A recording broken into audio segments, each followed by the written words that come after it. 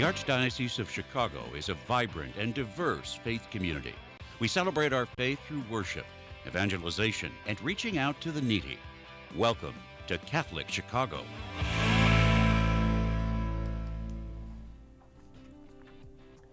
Good morning. Welcome to Catholic Chicago. I'm Father Greg Sakowicz, the rector of Holy Name Cathedral in Chicago. And to my left, dear friend, Mark Teresi, who is involved with the 175th anniversary of the cathedral, 150th, does many, many other things at the cathedral. And Mark and I go back 53 years as friends, and we're still talking to each other. Good morning, Mark. How are you? Good morning. Very good. 175th. We had this tremendous Christmas concert. The cathedral is full. Our next thing, all the beautiful masses for Christmas Eve and Christmas. As we continue our Advent journey into Christmas morn. Right. And it's just, I've said this in a homily. We are right now in the midst of Advent. And Advent on purpose puts speed bumps into our December path to slow us down. We have a great program lined up, backed by popular demand. Dr. Edward Gordon, writer, author, historian, minor theologian in some ways because of historicity. Very, very active parishioner along with his wife Elaine at the cathedral. And to Edward Gordon, Dr. Edward Gordon, good morning. Welcome to the program, Yes, Edward. welcome. I don't know if I can stand all these introductions. Thank you. And you Very have written, generous. 20 books? Well, that's what they Awesome. say. That's- My wife wrote them, and I just sort of put my name on them. And you put your She name on it. dedicated them to you. That's it, exactly. You got it. Well, we have a tremendous program lined up this morning. And Yes. Edward, you are such a popular guest because when you speak from the heart, you speak the truth, you don't mess around, you give the facts. And the first half, let's talk about COVID and bird flu. Right. But tell us, what is, in some people's minds, oh, COVID is over, it's done with, let's Right. get on with our lives. It goes back to March 2020. What is the latest with COVID? Okay, well, the good news, of course, is COVID has receded because the latest strains of COVID are milder. And of course, most people have been vaccinated and have built up some immunity. Also, too, the long-term incidence of heart problems associated with COVID seem to be waning right now. Long-term COVID, so, is still with us, folks. And there's a great deal of research being done on long-term COVID. So those of you that are trying to cope with it, keep in touch with your doctors because more treatments will come out to help you. Now, remember this, though. Only 14% of people in Illinois have gotten the current COVID shot. Wow. If you are over 75 or you have any serious illness that you're recovering from, it is vital that you get the latest COVID shot. Because if you don't, your chances of ending up in the hospital with COVID are far higher than other people. Now, Edward, did the latest COVID shot come out like last August or September? In the fall. It came In the out, fall, okay. right. All right. And that's, and you really need it. So please look and get that COVID shot. People don't need those cards anymore that keep track of. No, they abandoned If you have that. those cards, you can throw those away. Well, you might keep them as a souvenir to remind yourself of what we went through, Right, which was how about just it? awful. But now let's talk about the flu. Right now, bird flu is a major topic. You've read about it in the paper, I'm sure most of you. 13 states now have killed 100 million chickens. Wow. 200 herds of cattle have been destroyed, all right, because they caught it. Now, far fewer people, however, are infected thus far with bird flu. Far fewer than influenza or regular. Edward, explain what is the bird flu? Well, I was going to just get to that. That's a very good question. Good segue. That's why we get the big bucks. yeah. That's it. A lot of the viruses that we get now, unfortunately, seem to be coming from animals. Now you're going to say, well, I've heard that before. That's just a conspiracy. That's just a lot of nonsense. Well, in 1918, the Spanish flu Many scientists have traced it back to an army camp in Kansas, and it came from birds. And it infected our soldiers at that camp, who then went to Europe and infected Europe. It was called the Spanish flu rather than Kansas flu, mainly because Spain was a neutral country, the war was on, and they didn't want to have a panic, meaning the Allied powers did not want to have a panic. If we called it Kansas flu, everyone in the United States would have gone nuts. And remember, there were no vaccines at that time. Right. So it was called the Spanish flu. But think of monkeypox. Now, monkeypox is mainly prevalent, unfortunately, among the gay community. They're the ones that need to get vaccinated against monkeypox.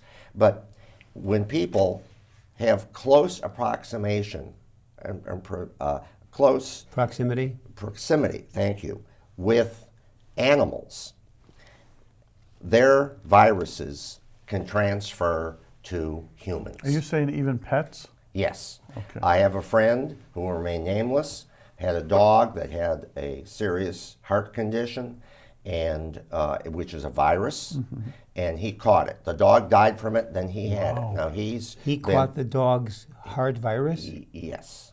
That's what they Because you're petting them and they're licking you. And Well, the closer you are, yes. Yeah. Okay. Now, this is true, we know, from swine flu. This is true from the Spanish flu. And many people think this is true with COVID-19, that it came from the animal market in China, and people were eating bats and other animals, and they caught this virus from that. That was the origin of. Now, there are other people that can know it was in a laboratory. The Chinese invented it as a weapon. Weapon of mass destruction. The Chinese have not allowed us to do all the research that we need to do to pin it down. They don't want. Now they, in fact, have said we invented COVID-19. Okay, now we all heard the bird flu. If a human were to catch the bird flu, what are the symptoms that you would show? Good question. In many ways, they're similar to COVID-19. Oh, wow. All right, Okay. and there are other symptoms as well. I don't have all that nailed down, so I don't want to So mislead. can a our human public. die from the bird Oh yes. flu? Oh, definitely. Have humans died Yes. so far in our country? No, but there are not that many that are infected, and we hope that there won't be. Could this be the next COVID mass virus? Theoretically, yes. But I can't believe you said earlier 200 million, was it 100 million or 200 million 100 chickens million chickens have been destroyed. and 200 herds of cattle. 200 herds of I cattle mean, have been wiped out. that's a staggering number. Right. So simply, do we, when we go to a restaurant or when we... No, don't worry about that. Okay, Unless we relax all our testing on food, So we don't want to do that either. They're catching they're catching the ones that... Right. But it's also important that you get your flu shot. Particularly, again, older people need to get their flu shot. I can't emphasize that enough. Yeah. Myself included. I got my COVID shot. I got my flu shot. You didn't do it together, did you? Yes, I did. Did you have any effects? No. So you don't have to take the chicken off of your Caesar salad. Then. You're okay. So don't. It's okay. So He's don't okay. don't blame getting the shots on the Sox underperforming. That they got the shots. Or the Bears? Yeah. Or the Bears. It's never a straight I don't know line. about the Bears. What a tough city to live in right now, sports-wise. But I want to emphasize to the audience, to all of you, that the pandemic that we had from COVID-19, will we have other pandemics? The answer is there is certainly a risk factor that we could have it. Another outbreak of something. Another serious outbreak. That's why the bird flu outbreak right now is being very closely monitored and studied, and some people are saying the government isn't spending enough money on research, all right? And that's why public health in the U.S., which recently has been attacked by many, is very important, because they are the first line of defense in each state and each municipality. All right? Edward, are they afraid that the bird flu, which is 100 million chickens and 200 herds of cattle, could that somehow, it could become a major crisis among human beings? It could, yes. And they're The risk factor is low at the moment, but it could happen, all right? That's why all of this has been done thus far. And that's why it's so important for people to get vaccinated and get their COVID shot, all right, to build up their resistance. Gotcha. Now, with the monkeypox, thus far the impact in Africa and elsewhere, and that came from monkeys, has been mainly in the gay community. So it's important for them to get a shot for monkeypox, all right? So are there other health practices besides the vaccination that we can do just to keep us healthy and in combating the COVID piece? Especially as we are approaching cold winter. Yes, well, obviously, if you're older, it would be wise for you also to make sure you get a pneumonia shot. There's a pneumonia shot. You don't need that every year. It's every few years. Also, too, if you are seriously ill, you need treatment. Yeah, so and people don't put neglect it off. themselves. Don't put Right. it What off. about the shingle shot? The shingle shot is yes. I mean, if you ignore shingles, it is a very painful disease, very debilitating. You won't die from it, but it's very serious. There's 2 shots, because Also, I'm too, on for number 2. there's also something too that has been brought out recently, and that is the number of Americans who are overweight, who are obese, is now at catastrophic levels. And obesity causes many other problems in terms of blood pressure problems, heart attack problems, diabetes, and it weakens your immune system. So if you are overweight, it is useful. Of course, now people are saying to me, well, this is Christmas, this is New Year's, I'm going to go to all these parties, I'll go on a diet in January. Well, I have a suggestion to you. Just don't eat as much, all right? Right. You're right about there that. there are issues here that are very important, that with the shortages of medical personnel, and right now across the United States we're short 1 million nurses, 500,000 doctors. And if you end up in the emergency room, I don't care if it's in Chicago or if it's in a rural area, you may wait many hours before you see anybody, simply because of the shortage of staff. We're going to talk about that. I'm going to do another program on my predictions for next year that will be shown on Catholic Chicago. I'll talk more about that in that program. On that note, Edward, we're going to take a pause here. In fact, Mark, take us to break. We're at Catholic Chicago. We'll be back with Dr. Edward Gordon in a few minutes.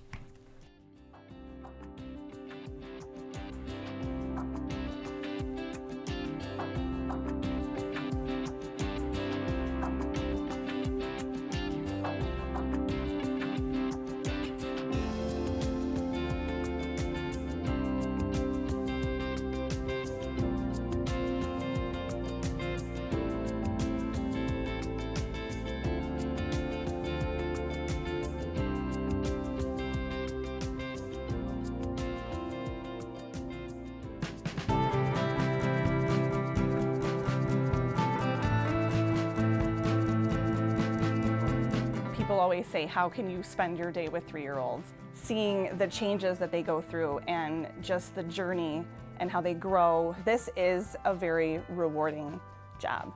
Even though at the end of the day, we're not the highest paid people on earth. And when I have a parent contact me and say, my child loves school, that to me, I'm setting that foundation for their love of learning, because really you are changing lives, you are molding lives. Shape the next generation of leaders. Teach. Apply today at archchicago.org/schooljobs. I am a seminarian. The church needs compassionate and well-trained priests to help guide each of us through life.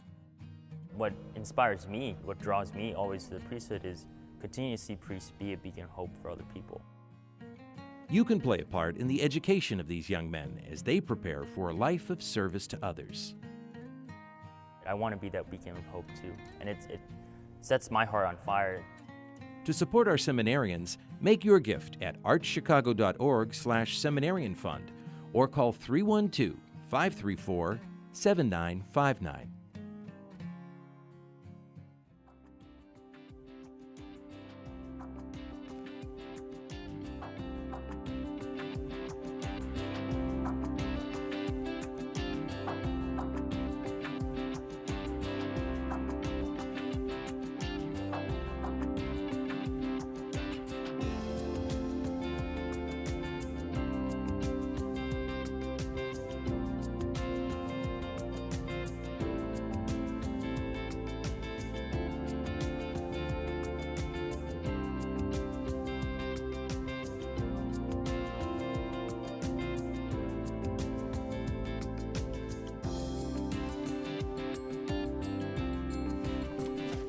We're back. Catholic Chicago with Dr. Edward Gordon, author, researcher, analyst, professor, faithful friend, devoted parishioner over the Holy Name And the list goes on. Cathedral. Is that what I was supposed to say, Edward? No. That's too much. We are back, and you're going to talk about vaccinations. Right. Well, right now, parental choice of vaccinating your child is a major issue in the minds of many Americans. And I want to talk about vaccination today. You know, there are stories out there that say that vaccination is linked to autism, it's linked to food allergies, it causes asthma, it causes chronic illness, and that the modified crops, the genetically modified crops, are also part of this. Well, I want to make this very clear, that the anti-vaccine positions that you see, particularly on social media, are fraudulent. They are not based on good research. Now, what do I mean by good research?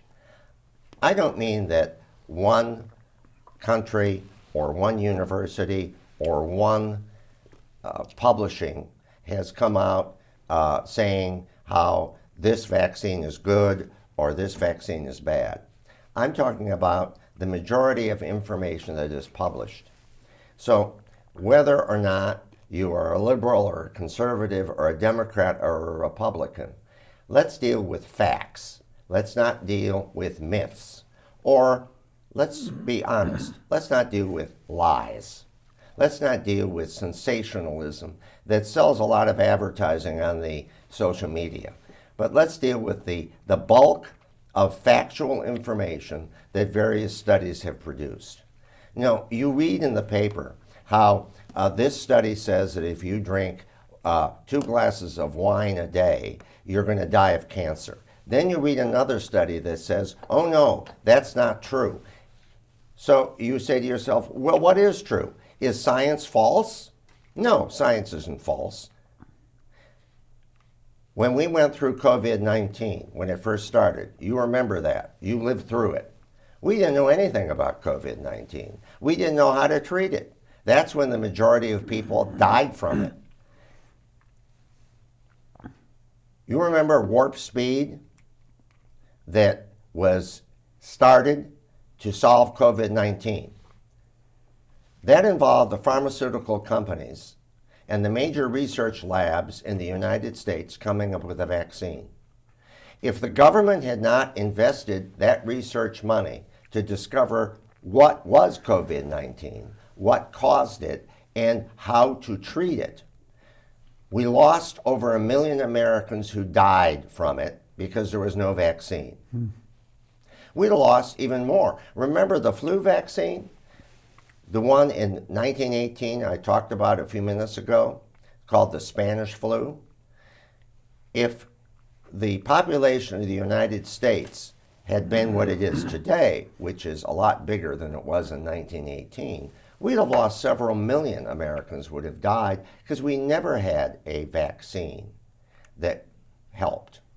So, do certain people, when they get vaccines have adverse reactions to them? Yes. But if you deal with 1 million people who got vaccinated, let's say with the measles vaccine or the polio vaccine that I got as a child, if you had 1 million people vaccinated and you had a small number with adverse reactions, does that prove the vaccine was wrong? No. What it shows is this. You're dealing with billions of people and everyone's metabolism is different. Some people, when they go into the hospital and they're treated for an illness and they're given medicine, they respond beautifully to it. And others don't. Why? Because our metabolisms are different as human beings. What all the testing and studies show is how the vast majority of people respond to certain medications and illnesses. And this is true with these vaccines. Can I ask you, so Go ahead. I was going to say, so it's time for that new vaccine. You know? Yes. So yes. You're a researcher, you're educated in this area, you can compare. How do I, as a novice, where do I go to look for the info to verify for me this is what I need to do? All right. We get into trouble as a society when you rely on one source of your information for the news. All right? If you only read the internet on your social media and you rely on that, you must understand that I don't care what your political beliefs are, I don't care what your party's beliefs are, but the algorithm in social media is feeding you what you want to hear. If you're a liberal or a conservative, a Democrat and a Republican, that's what you're being fed. Because they're selling advertising. They're selling advertising, and they want, so it's going to take time. That's why the death of print media is so bad in this country. Because, when my parents were alive, they would read a newspaper that favored a certain political party. And therefore, basically, that's how they voted, okay? Well, now, what about reading the newspaper that favors the other political party? Oh, no, that's a bunch of lies and tissues.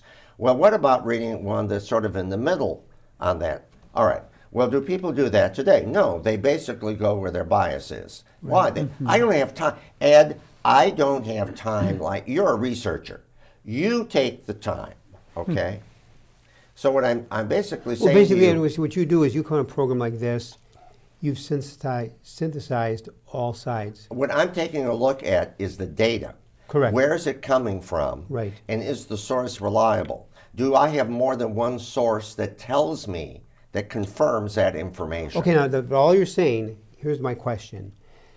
You've said a lot of great material that you're like a lecturer on a TV program or podcast.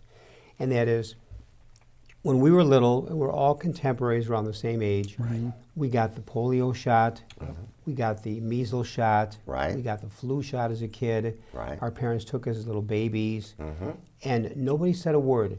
I guess my question to you is, when the COVID-19 broke out, and they were working on a vaccination, and they finally came upon one, why was there so much pushback to the vaccination when it wasn't for other vaccinations in earlier days? All right, I want to correct one thing you said. When we were children and we got all those shots, there was no problem. Wrong.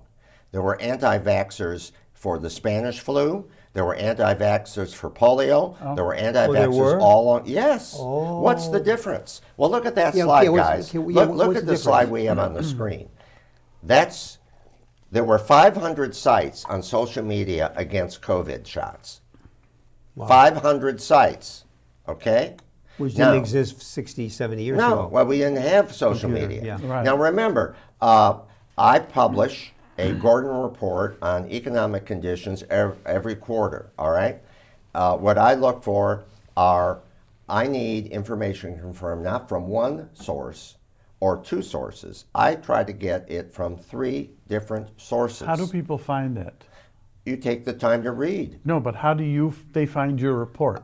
Oh, it's on my website, Which is? which is imperialcorp.com. One more Again? time.